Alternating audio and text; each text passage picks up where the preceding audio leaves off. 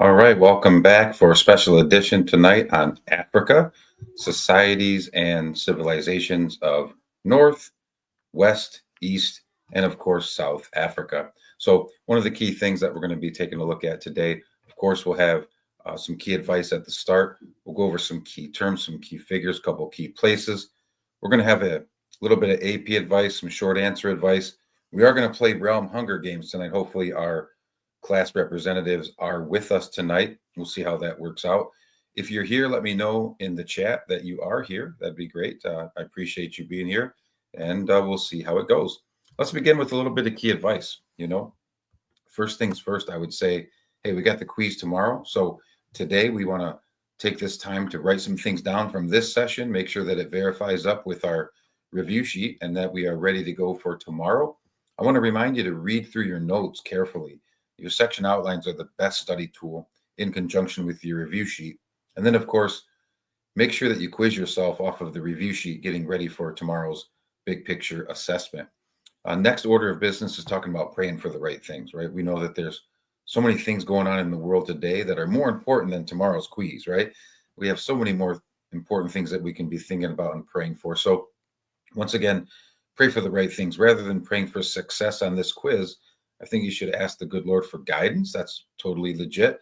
Ask the good Lord for the blessing to use the talents that have been bestowed upon you to the best of your ability. And that's really what it comes down to. It's just utilizing your talents, utilizing your effort, utilizing your focus, and giving the best possible outlook and the best possible preparation that you can for this assessment. But make sure you say the prayer of gratitude too, in thanking God for all the great things that have been bestowed upon you and all the blessings that we have, that we're sitting here worried about a quiz where other people might be worried about where they're going to get their next meal, or, are they going to find a job or whatnot. So we're very lucky. We're very fortunate to be in this position.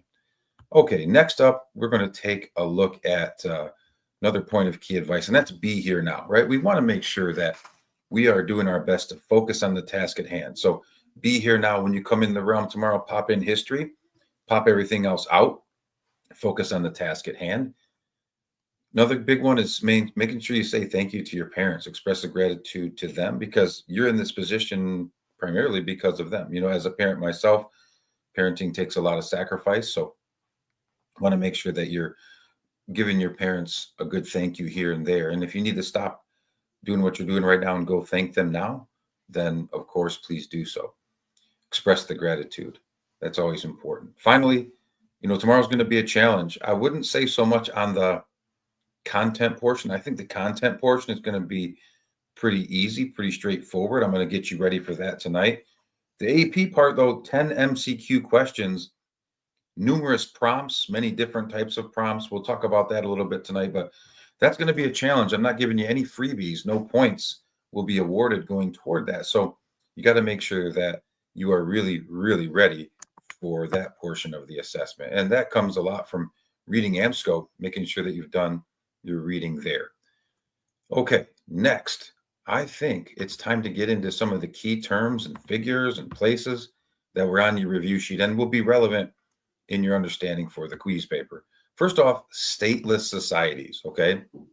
In Africa, at the beginning of the chapter, talked about three different types of societies. It talked about stateless societies, it talked about hunter-gatherer societies, and then it also talked about Muslim societies within Africa. The stateless societies were areas of control that did not have a centralized form of government, like a king or an emperor or anything like that. They're usually led by what are called lineage groups, which are those family groups that had a common ancestor, right? Therefore, power is very spread out. And conflict in a stateless society is generally settled through negotiation or long drawn out discussions. That's what we learned about with stateless societies. And that's the definition that I think is going to be really helpful for you tomorrow. All right. We know that there was a lot of trade, especially on the East Coast. And we talked about Indian merchants, merchants from Saudi Arabia, African merchants. There needed to be a language so that they could all communicate. And that's where Swahili came involved. Swahili is a language that was developed as a mixture of Arabic and what's called Bantu. So those were used, Bantu and Arabic, to assist with trade along the eastern coast of Africa. Okay, moving right along, we have a lot of questions this week when I passed out the review sheet on, last Friday about how does Portugal play a role here.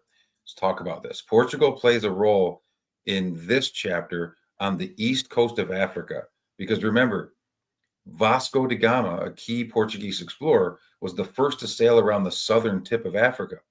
Well, in sailing around the southern tip, he then began to explore the eastern coast, and he finds many thriving trade cities there.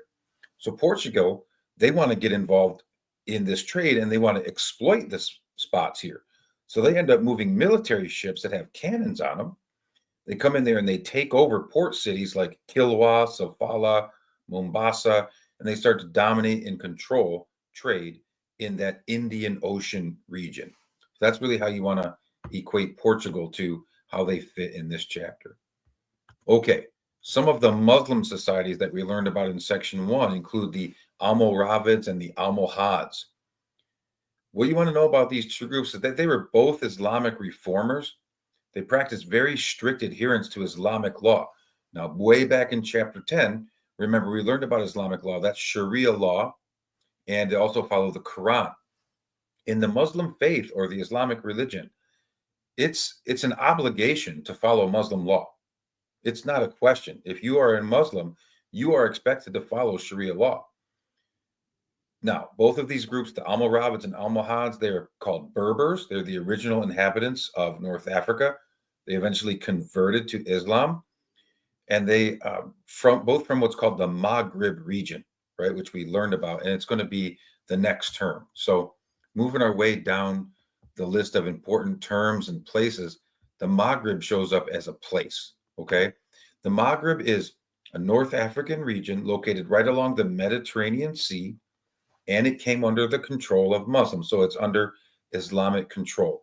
And if you look at Africa today, it's mostly Islamic, except for Ethiopia, which was in the AMSCO reading, right? So we understand that the Maghrib region is one of the first areas to come under Islamic control in Africa. Okay, next we're going to talk about a place / empire / kingdom, which was called Ghana. Ghana was the first kingdom that we really looked at in this chapter. It's from West Africa, and it became very rich by taxing goods that traders were trying to carry through their territory. Eventually, as we've learned about many of the Western African empires and kingdoms, they got involved in the gold salt trade, right? Gold was very populous in the Senegal rivers, and they would trade that gold for the much needed salt, which came from the Sahara Desert region. Next key West African civilization that I want you to know is Songhai. Songhai was at one point under the control of Mali, which I didn't put on the review sheet because we spent a lot of time learning about Mali, so I didn't feel it was necessary. But Songhai broke away from Mali and became an independent trading power. Some key people like Sundiata, like Aksia Mohammed. So Sundiata is from Mali, Mansa Musa is from Mali. When they die, what happens is Songhai is led by people like Sunni Ali and Askia Mohammed. So those are some of the key figures that you want to relate with Songhai and Mali.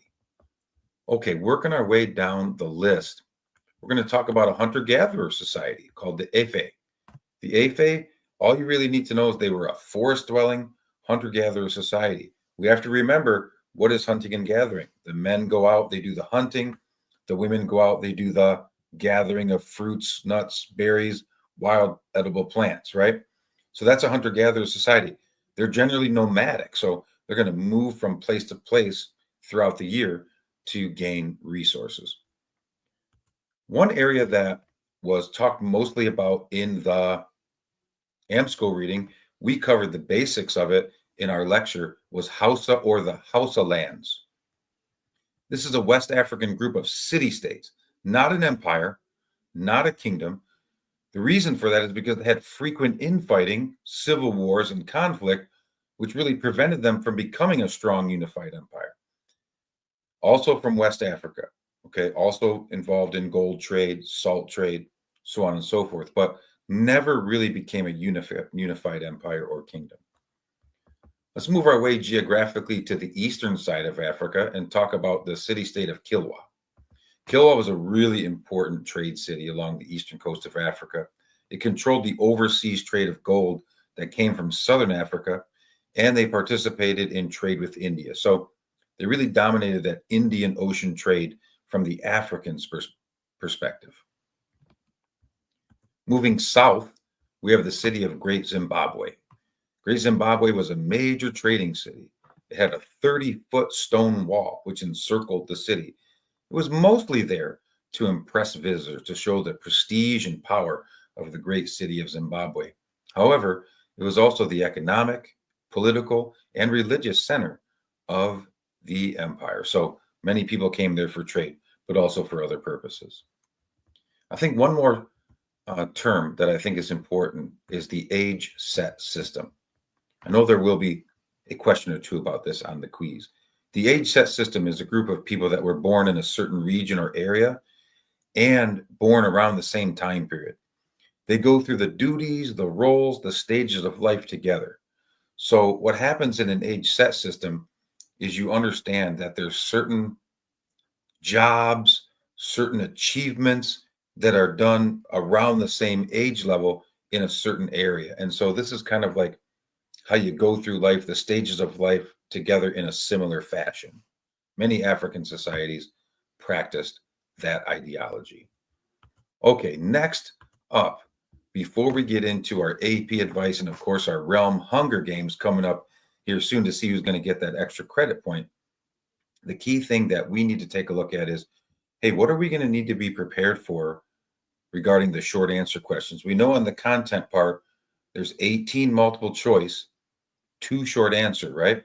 So here's my biggest piece of advice for you. I'm not going to actually tell you the question, but I want to give you some advice on how to formulate your studies.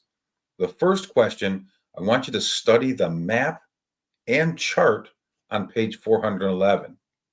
411, study the map, study the chart in your textbook. The reason I'm saying this is I had this on the board first day of lesson with chapter 15, section 1. And it talks about the many different areas of Africa that we learned about and the different societies on the chart. You're going to want to know that. It's going to be really helpful and beneficial for your completion of short answer question number 1. Question number 2 is a little bit more big picture. It's going to focus on West Africa. Think about all the areas of West Africa that we learned about: Ghana, Mali, Songhai, Hausa, Benin, Yoruba, all of those areas, those empires, those city-states, those kingdoms. What are some common themes? What are some things that make them different? Similarities and differences. Can you compare and contrast those different West African groups? That's really what we're looking at in that short answer. So that one's a little bit more involved, probably going to take you a little bit more writing, but both of them are going to be short answer in the sense of like a paragraph response. So I'm looking for 3 to 5 sentences to answer both of these questions. Okay, next, the AP advice. I'm holding in my hands right now the actual quiz.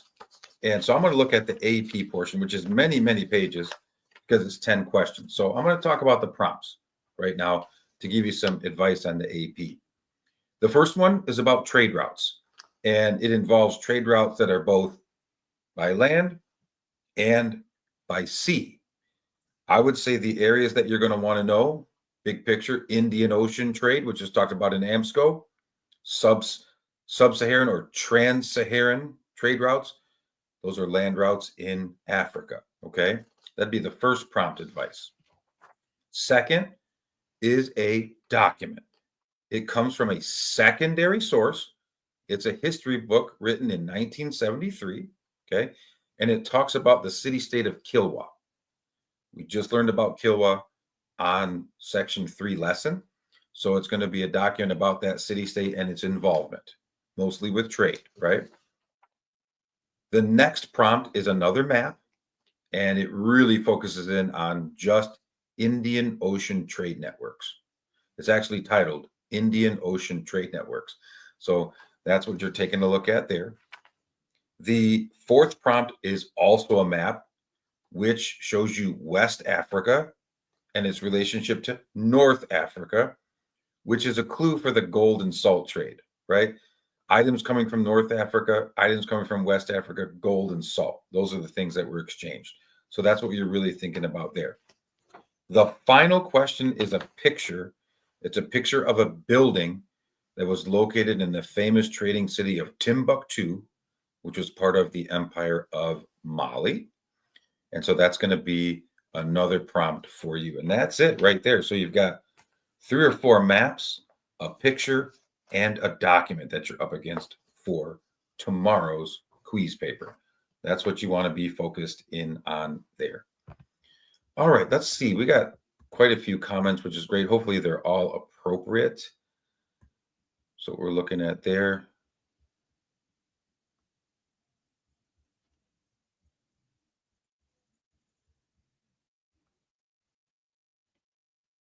All right. Well, I think we got some goofiness going on, but nonetheless, we've got Sir Ducky there. Okay, I'm just checking to see if there's any questions thus far.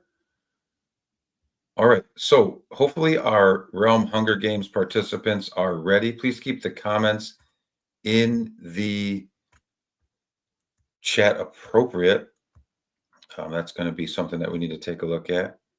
I will get to these questions in just a minute. First of all, I want to get the Realm Hunger Games going here, and then I will come back to these questions. So if you are a representative, you know second hour has 2, third hour has 2, fifth hour has 2, sixth hour has 2, seventh and eighth hour each have 2. Please, what we want here, only the representatives who are playing in the game, representing their, of course, respective teams, should actually be commenting here. Okay. Otherwise, it's really hard for me to read. So I want to remind you that I'm only looking at my screen. Whoever comes in place on my screen first is going to get the credit. Okay. So here we go. Everybody should be ready. One of the key questions right off the bat, number 1, is going to be, here we go. What famous historian's work forms the basis for our understanding of Mali and other African societies?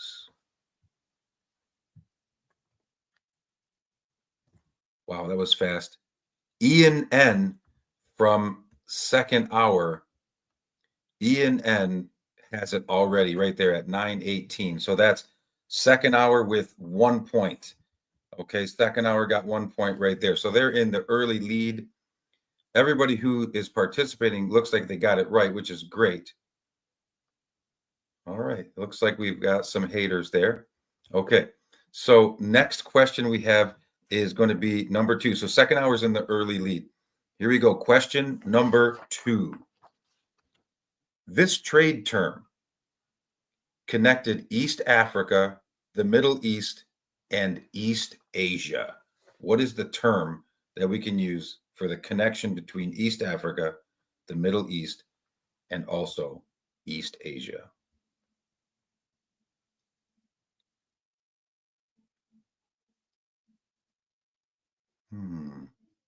I see some answers, but none of them are correct yet.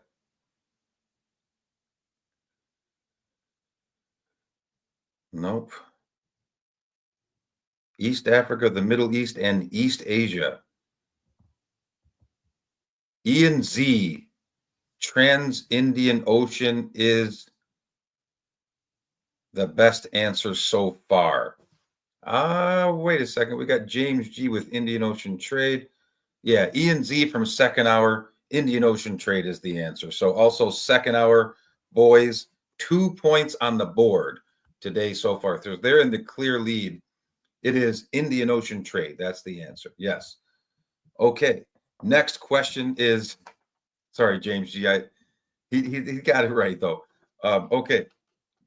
Next question is, this is a major trade port city located in India. Name the major trade port city located in India.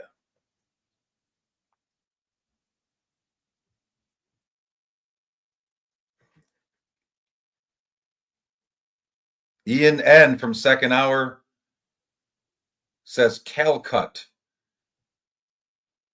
Yes, that's correct. Ian N. Calicut from second hour. So second hour is in the clear lead.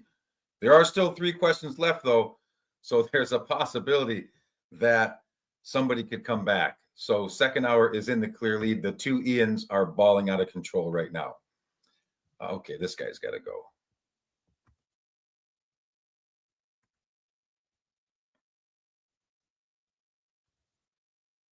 Where's this guy?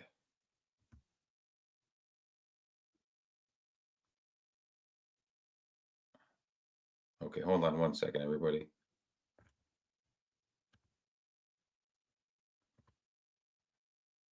Okay, I fixed that. All right, moving on. Next, we are going to go to question number 4. Here we go.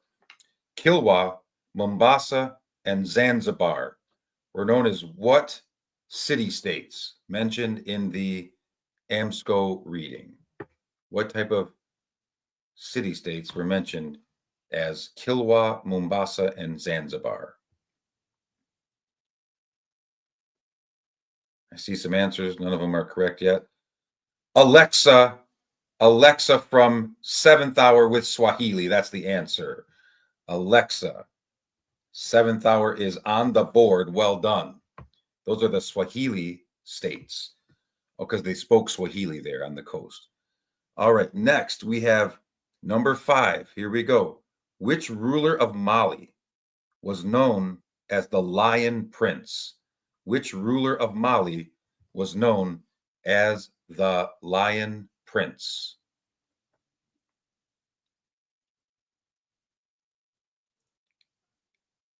Look, hold on. I saw the answer. Somebody had the answer here.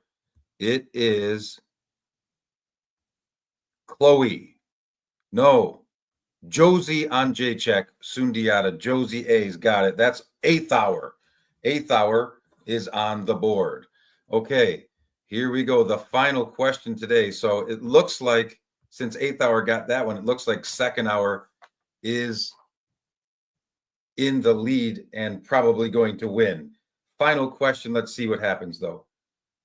Number 6. What maritime or water-based ideology development helped sailors utilize winds in the Indian Ocean? What maritime development helped sailors utilize winds in the Indian Ocean? No, Isaac, shenanigans is not the answer. Hold on a second. I saw somebody had it. The sail, says Master Sam Blair. He is correct. I don't know if Master Sam, though, is playing today. Unfortunately, Master Sam is not. So Ian Z, the triangular sail, also known as the Latin sail. Both Ians from second hour got it. Alex Fox also got it, but second hour is first. So game, set, and match goes to the second hour boys. Well done, gentlemen. Second hour +1 on tomorrow's quiz. Excellent, Hunger Games. Good battle. Got a couple guys from second hour pretty dominant in that one. Okay, I'm going to move up the list because I saw some questions earlier. So let's begin our question and answer session. Okay, let's see if I can move this down. Having a little bit of trouble. Here we go. Question and answer session, gentlemen and ladies. Here we go. I am going to skip back up to the top as I saw some questions earlier. Okay. Lots of comments today I got to filter through, so give me a second. Okay. Let's see. Can you talk about the gold and salt trade? Sure. Very simple concept. Gold located in the mountains and river valleys of West Africa, salt located on the northern edge of the Sahara Desert. Berbers from the north would harness the salt. They would transport it through the desert to West Africa, where they would trade it for gold. West Africans who had an abundance of gold would trade it for the salt. There were some deposits of salt in West Africa also, just not as much as in North Africa. Okay, African trade items. This has been a really big question, Sarai. We'll get this one for you, okay? The two most important trade items, gold and salt. For further reference, study the map on page 425, which is going to give you a long list of raw materials that were traded and manufactured items that were traded. So that's basic. Gold and salt, ivory, things of that nature. But there's a list on page 425. Okay. Next question is about the city of Mombasa. Mombasa is one of the eastern coastal cities, and they were involved in the Indian Ocean trade. But remember, Kilwa was the most important one. So Mombasa was a smaller East Coast city state. Mansa Musa, he was the second major emperor of Mali. He was known to be one of the most wealthy individuals of all time in world history because of the amount of gold that he acquired, being the leader of Mali. He went on the Hajj to Mecca, and when he returned, remember 1424, 1425, when he returns, he builds many mosques and universities, which help spread Muslim influence and culture. Yes. Okay, going through the list of questions here. This would be a really long one, Master Rogier, but I'll tell you some of them. Okay. North Africa would be Almoravids, Almohads, which were the Berbers. Okay. South Africa, as your question indicates, would be Zimbabwe and the Mutapa Empire. The East is city states. Okay. So you've got Kilwa, Sofala, Mombasa. Eventually, these are taken over by the Portuguese, right? They took over those areas and they controlled it. In the West, you have a lot. You have Ghana, you have Mali, you have Songhai. That's three. You have Hausa, you have Yoruba, you have Benin. So that's six. Okay. So you have quite a few in the West. They did lock in. They balled out. No doubt about it. Those two guys are phenomenal. Okay. Let's see as we move our way down.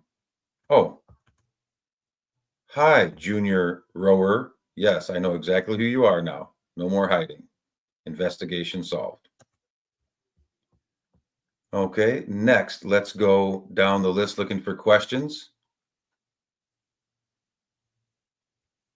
Let's see. We're going through right now. It looks like the Hunger Games comments. So I'm just scrolling through those, trying to get to the bottom of it.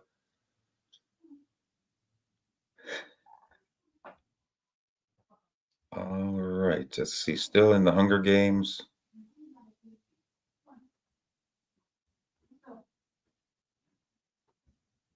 Okay, I am still working my way through the Hunger Games comments. All right, here we go. Here's some real questions. I already answered about the gold and salt trade. So those questions are already good.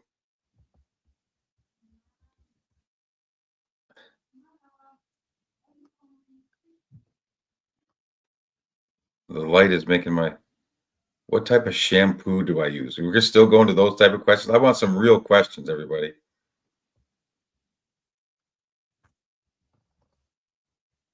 All right, had less central governments than Songhai. Okay. All right, let's take a look at this. Benin, Yoruba, and Hausa had less centralized governments than Songhai, Mali, and Ghana, right? Yes, totally agree with that statement. Of course.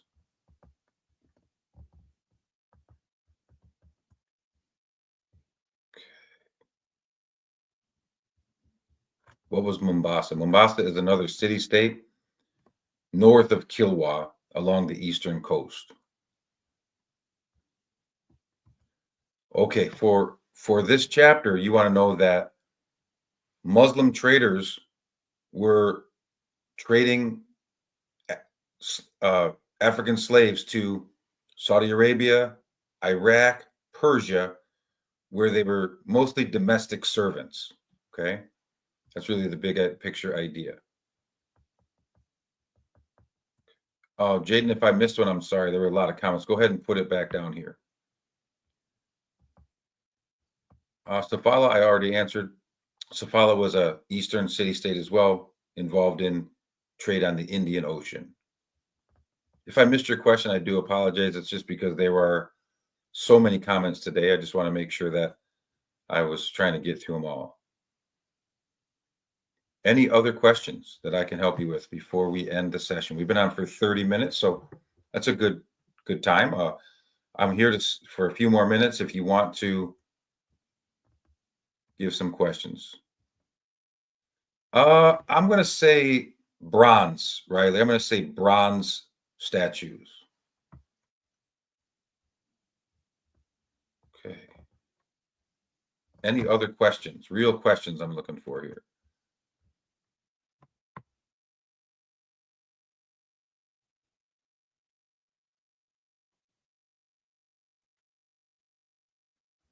I hope all these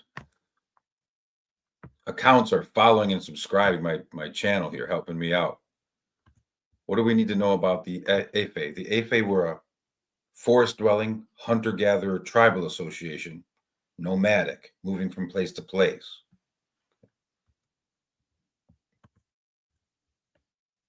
Well, that wasn't always the same. Now, okay, the laws are the same. The punishments vary by region. Okay, some places are more strict than others. If you're in the Almoravid or Almohad area, a lot of crimes could be punishable by death. Stoning was still going on during this time, so on and so forth. You know, Askia Muhammad didn't do a whole lot. He just kind of expanded what Sunni Ali did. Yeah, I mean, he's known as a good leader. I mean, he did expand, of course, Songhai, but that was really about it. He just kind of extended what Sunni Ali had already done. What's your question? I don't know. I don't know what the question is. I can't answer questions that I don't know, so I do apologize.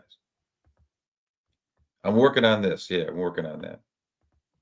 What are the differences between matrilineal and matrilineal and patrilineal, not patriarchal in this chapter. But one thing that we need to know is it's how what's passed down to the children. In matrilineal, the mother's ancestors are passing down to the children, right? It's from the mother's side of the family passing down to the children. In patrilineal, it's the father's side that passes down to the children. So land, inheritance, that's what we're really talking about there. Should we memorize the slavery chart in AMSCO? Not for this chapter. Later in the year, it'll become important again. But for this chapter, I was just teaching you some of the basic differences there today. Well, there's a lot of similarities. So I would definitely be able to spout off 4 to 5. 4 to 5 for that question. Yeah, that's why I said Askia Muhammad just simply extended what Sunni Ali did. Sunni Ali's son, Sunni Bahu, ruled for a very short time in between. But remember, Askia Muhammad overthrew him to take power. Yes. Should we memorize the trade chart and where each item comes? Yeah. Yeah, you want to know that. You want to know the items, the raw materials, the manufactured goods, what region they came from. Certainly. Because that could be helpful for the AMSCO part too, the AP part.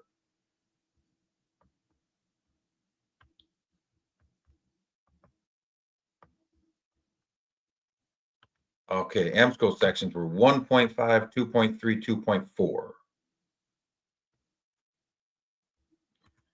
It was definitely in the reading, but we don't know exactly why it was abandoned. So we should know that it was abandoned, yes, because it's ruins, but why it happened, we don't exactly know.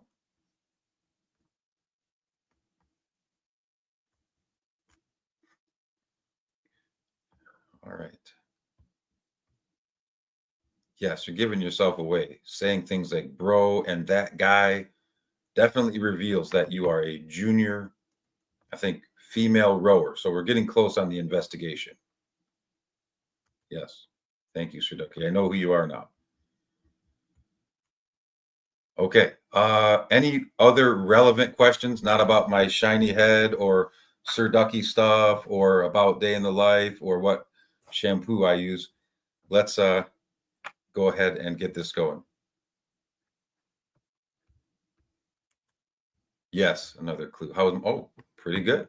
I had a good day. Thanks, Master Alex. Any other real questions about content that I can answer for you? If not, hey, thanks for joining. Make sure you say thank you to your parents. Make sure you pray for the right things. And let's be here now tomorrow. Remember, don't be a Skipper McGee. Show up, take your quiz, and let's be ready to rock and roll. Thank you. Peace.